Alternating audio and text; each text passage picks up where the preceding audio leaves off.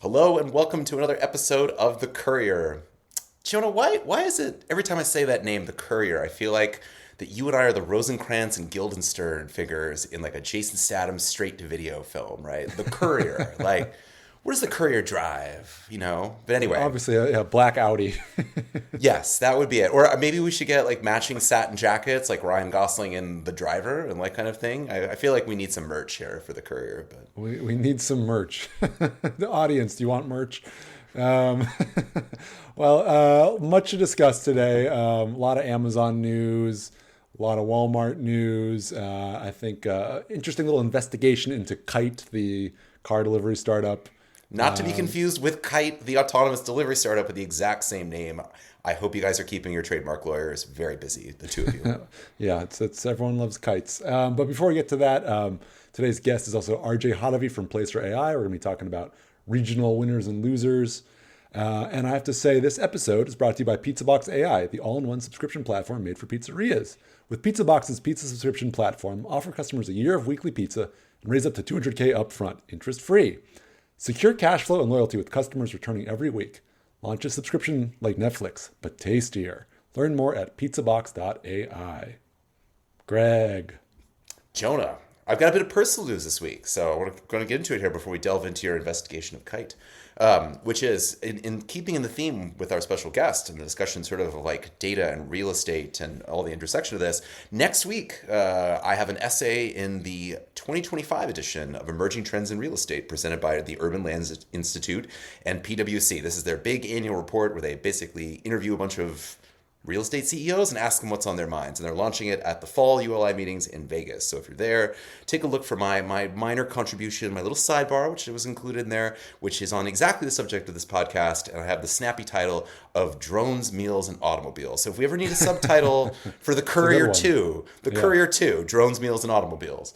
So we got that one. But is yes. The report publicly available, or is it just for Rich? I'm assuming it'll hit downloads. Oh yeah, you can download that PDF, and it's a beautifully designed PDF for free.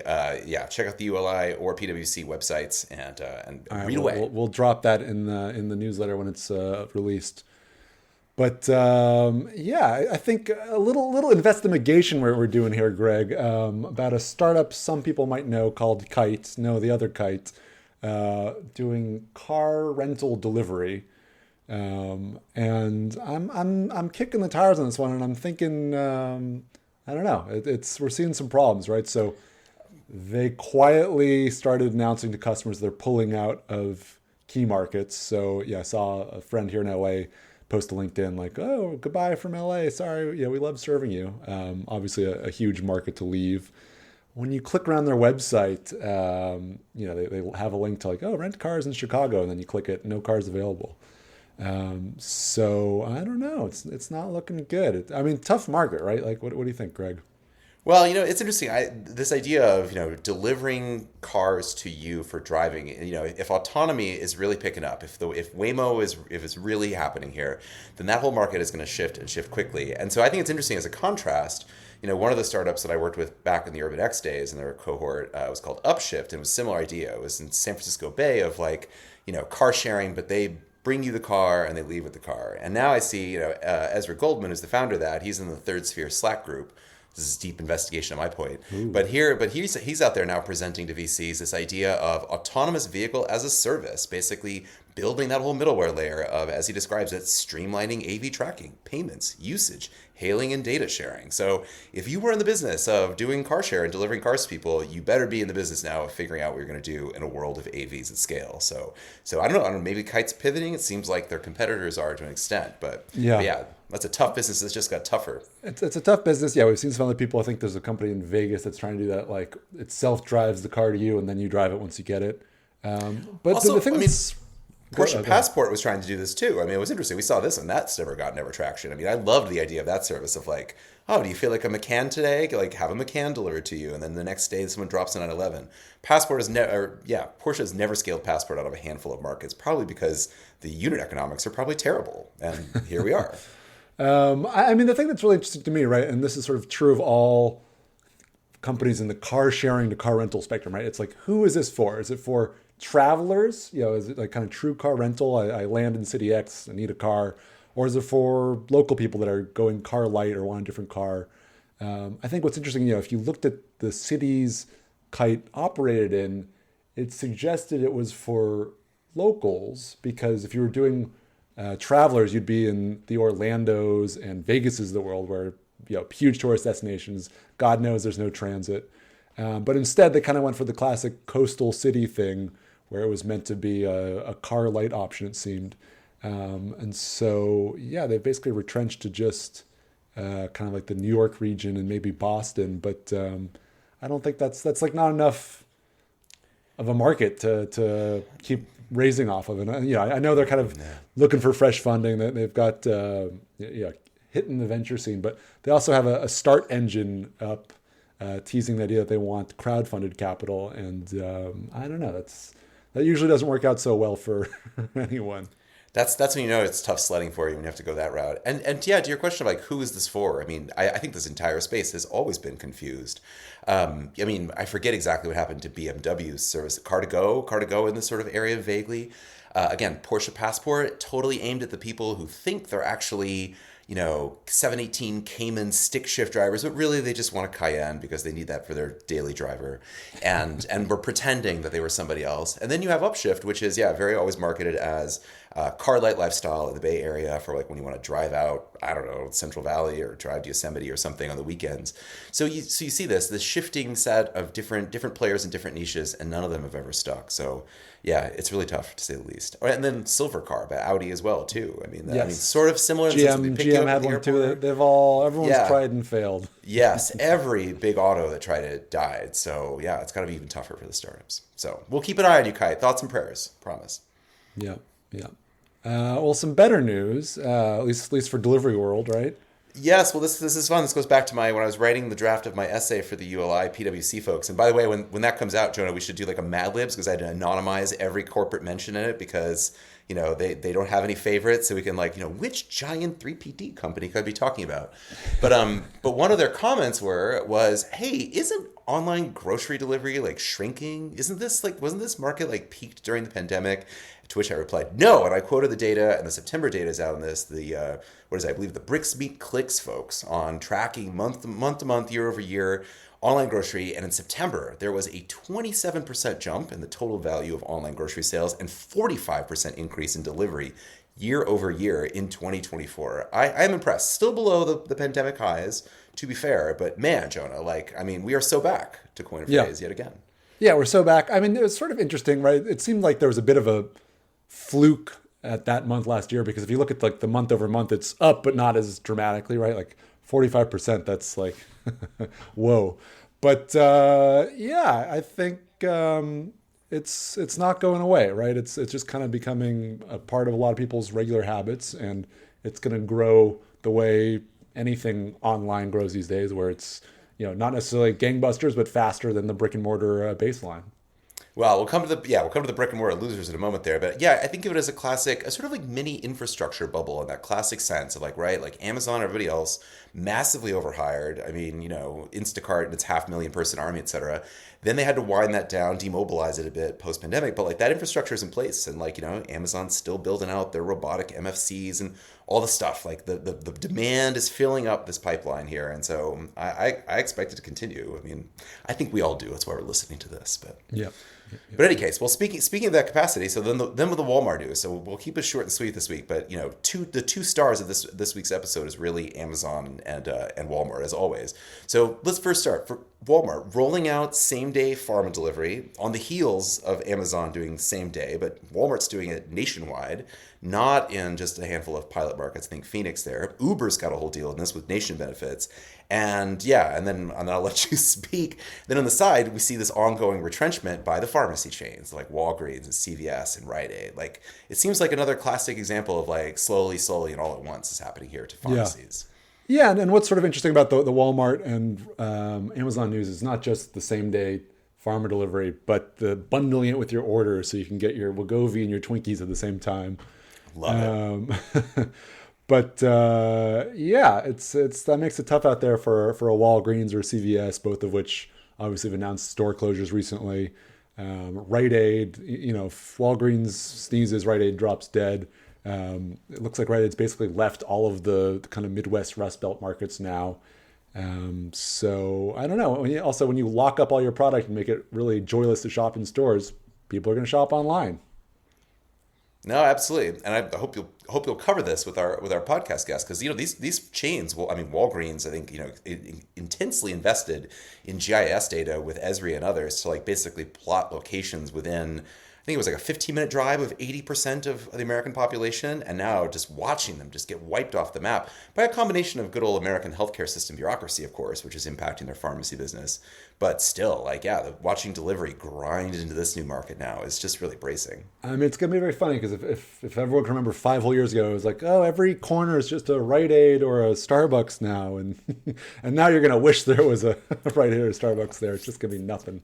Well, it'll be an interesting subplot. So this I can't go too deep into this about how I know this because it's one of my side gigs. But Pfizer just quietly launched a new website called Pfizer for All. So the people who make $11 billion a year selling COVID vaccines have now launched a sort of not quite a direct-to-consumer pipeline, but an actual website bundling it together. So they want you to get vaccinated. They want you to get your flu shot. They're selling the flu shots. So they've launched this sort of streamlined site. And interestingly enough, like Pfizer is partnering with online pharmacy chains and others to do delivery of medicine. So get your Paxlovid delivered to your door. I just think it's interesting that you're seeing like the big pharma that's never had that has no retail presence, that has no dog in that fight, is now going around them to like this new generation of online streamlined delivery and investing in these kinds of sites. And like part of the whole plot when they put out the press release is like, shouldn't this be as easy as ordering DoorDash? So that's exactly what's on Pfizer's mind. So expect the carnage to get worse, I guess, is my I guess I don't know if I want my DoorDash driver to jab me with a hypodermic needle quite yet, but I was at Walgreens yesterday. I got a flu shot, so that's a useful service.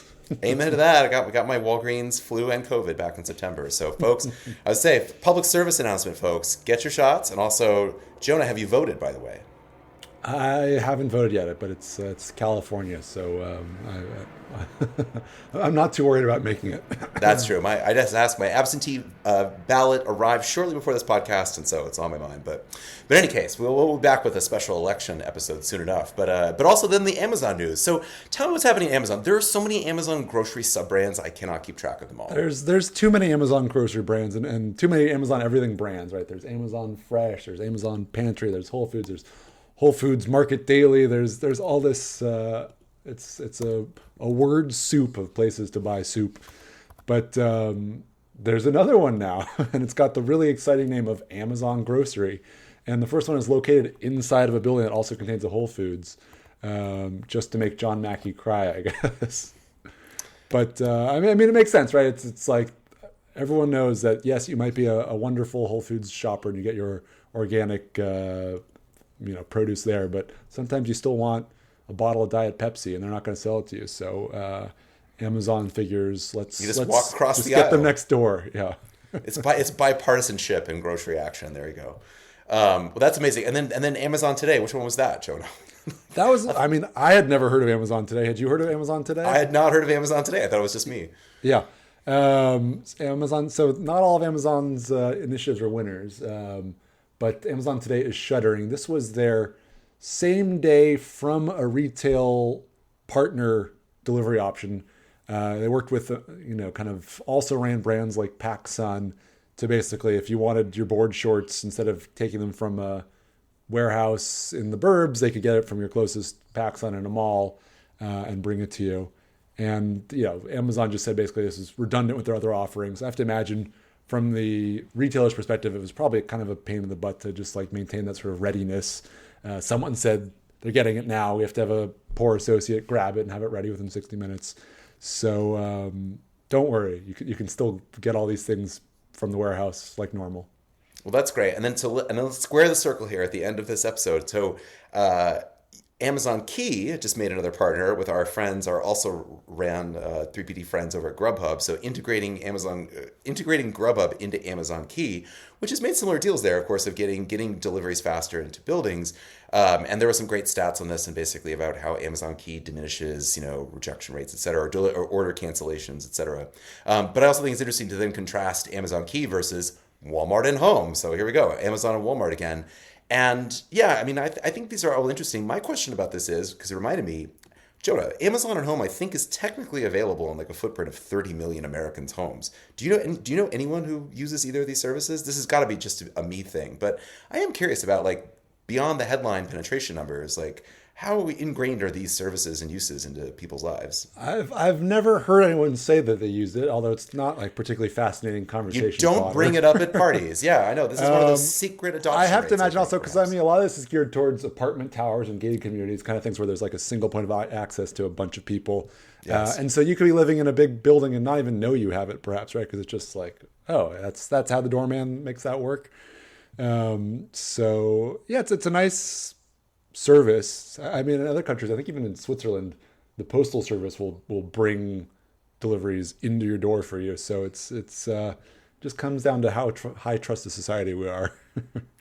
Well, yeah, no, I think about it in the context of, I just saw recently there in LA, I saw the mayor was at the groundbreaking of a new a mixed-use housing project in South LA that was going to have Costco. I think it's the first case where like Costco is your ground floor anchor tenant in a multifamily building, and it reminded me of Amazon Fresh. I'm like, how long until we see this being marketed as an amenity where like have your groceries delivered straight into your fridge from within the building, where like don't even be home, put in an order, and when you get home from work, it's just going to be there. And I think the potential of these services is huge, but I live within walking distance of the Costco apartment construction site, so I'll report back as it rises. Great. We can add that to the list there, along with the Tesla drive-in and other on the ground reporting that I expect from the Curb of the Empire. The future is always here in its most murky form. It's the beautiful of SoCal. But I think on that note, let's talk a little bit more about future winners and future losers. It's RJ Hottovy from Placer.ai. This week we're here with RJ Hottovy, the head of analytical research at Placer.ai, and I'm really excited to hear all of his insights. So, hey, RJ. Hey, Jonah. Welcome to the show. Thanks for having me. So I think, as usual, let's kind of just start with some background for the folks that are not necessarily familiar with Placer.ai. Tell us a little about the company. How does it work? What's the technology? Sure. So Placer.ai, we are a location-based analytics company powered by mobile data.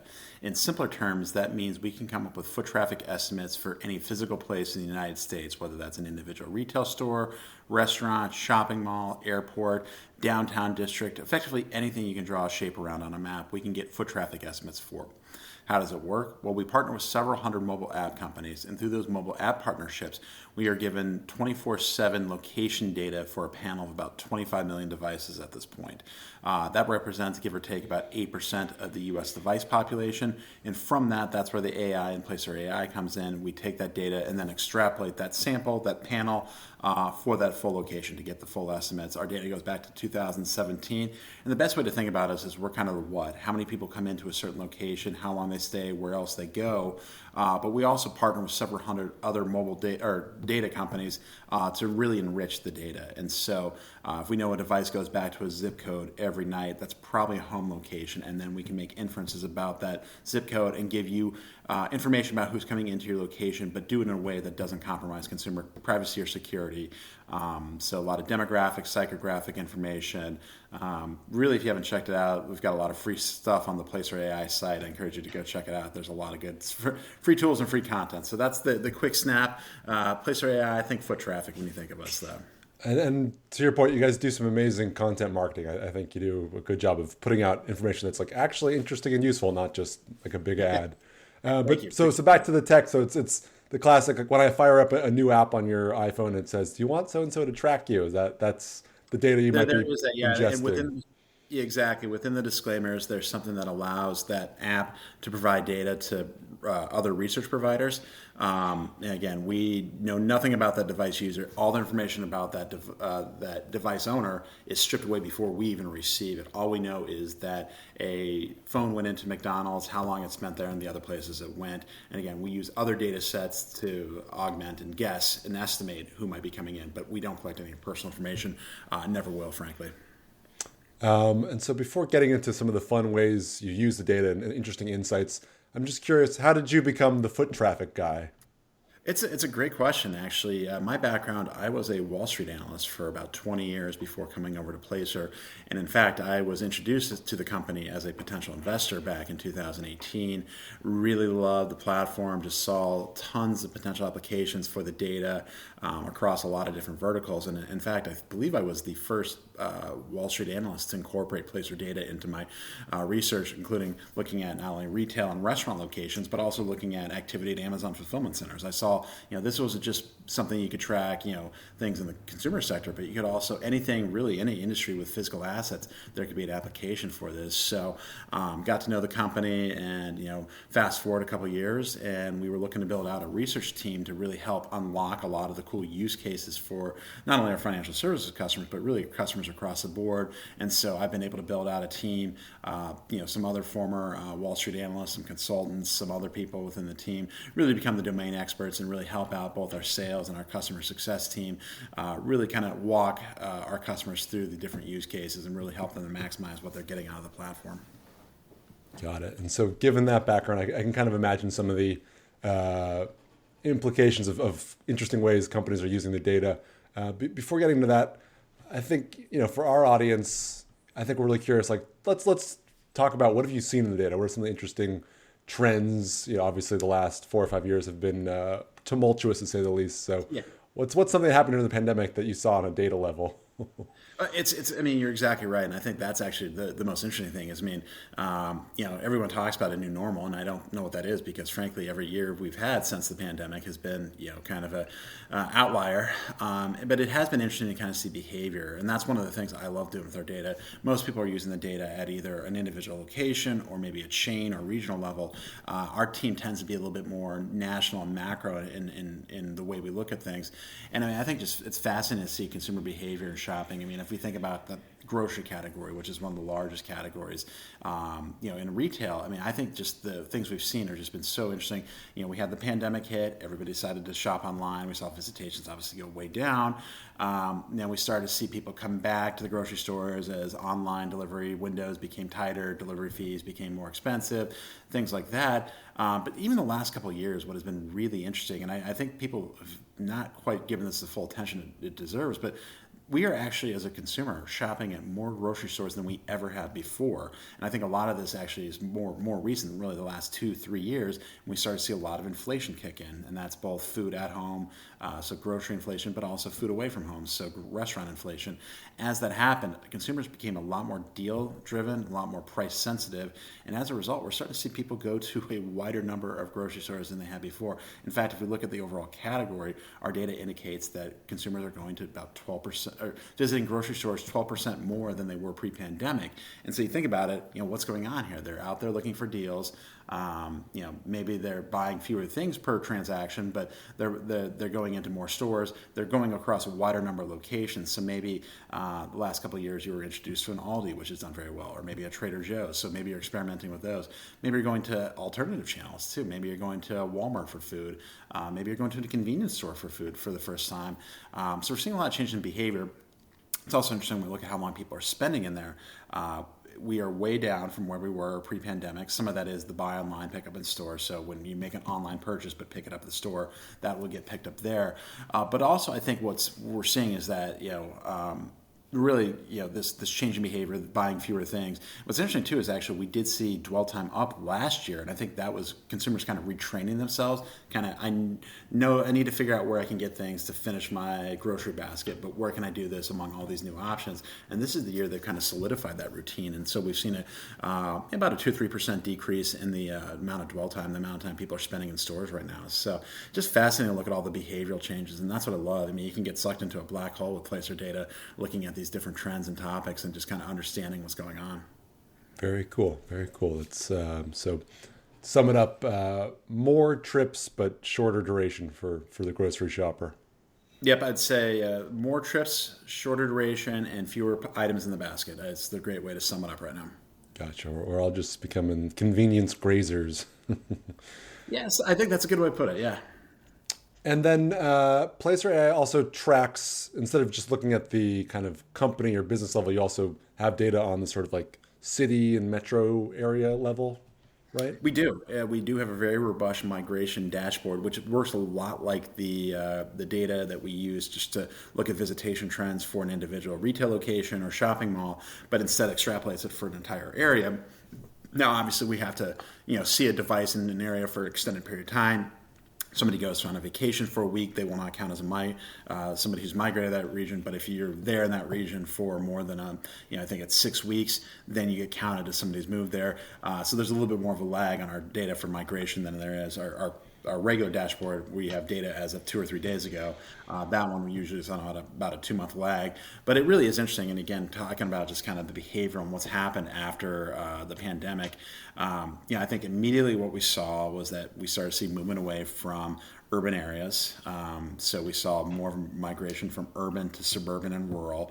We saw movement away from cities like New York, Chicago, Los Angeles, San Francisco, Detroit, Minneapolis to some extent, into more south and southeast markets as well, kind of the Sun Belt region. So Phoenix, the Big Four in Texas, Houston, Austin, Dallas, San Antonio, Central Florida, and the Carolinas is where we saw a lot of growth here. And what's interesting about this whole thing too is again, we can overlay other data sets on top of this. What I think is so fascinating about that movement across all those regions is that it wasn't uniformly distributed in terms of household income.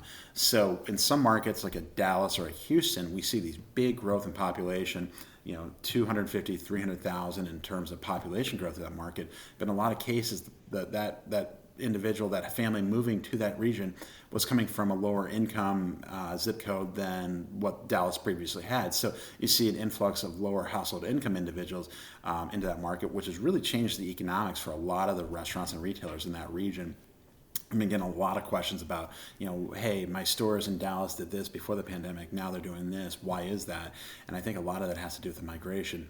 At the same time, we see, higher household income individuals start to move to the Carolinas or Central Florida. I mean, I think it's just fascinating to look at it. And when we get that question from a retailer, restaurant, shopping mall, why has behavior changed so much for me over the last couple of years?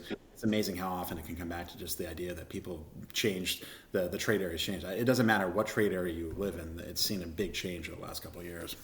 And do you then back test that sort of data with census, ACS data, which obviously comes on a much slower timeline? Like, are you We able do. to match up? Anytime we have the opportunity to validate and back check our data with whatever source it might be, we do it.